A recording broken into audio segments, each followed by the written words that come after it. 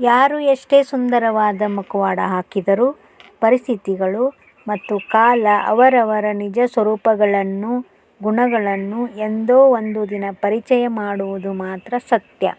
ಬೇರೆಯವರ ತಪ್ಪು ಕಲ್ಪನೆ ಮತ್ತು ಮಾತುಗಳಿಗೆ ಕಿವಿಕೊಟ್ಟರೆ ನಿನ್ನ ಜೀವನ ಸರ್ವನಾಶವಾಗುತ್ತದೆ.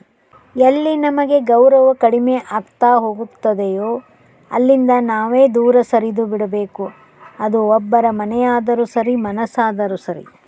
ಎಲ್ಲರ ಜೊತೆಯಲ್ಲಿ ಇರು, ಎಲ್ಲರಂತೆ ನಗುತ್ತಾ ಇರು. ಅಷ್ಟು ಬಿಟ್ಟರೆ ಎಲ್ಲರೂ ನಮ್ಮವರೆಂದು ಹೆಮ್ಮೆ ಪಡಬೇಡ. ನಟನೆಯಿಂದ ಕೂಡಿದ ಮನುಷ್ಯನ ಪ್ರೇಮ ವಿಷಕ್ಕಿಂತ ಅಪಾಯಕಾರಿ ಎಂದು ಮರೆಯಬೇಡ. ನಿನಗೆ ಏನು ಬೇಕು ಎನ್ನುವುದು ಭಗವಂತನಿಗೆ ಗೊತ್ತಿದೆ. ಅದನ್ನು ಭಗವಂತನಿಗೆ ಬಿಡು. ಕೇವಲ ಭಗವತ್ ಪ್ರೀತಿಗಾಗಿ, ಮೋಕ್ಷ ಸಾಧನೆಗಾಗಿ ಕರ್ಮ ಮಾಡು. ಯೋಗಿ ಅನಿಸಿಕೊಳ್ಳುವುದಕ್ಕಿಂತ ಉಪಯೋಗಿ ಅನಿಸಿಕೊಳ್ಳುವುದು ಉತ್ತಮ.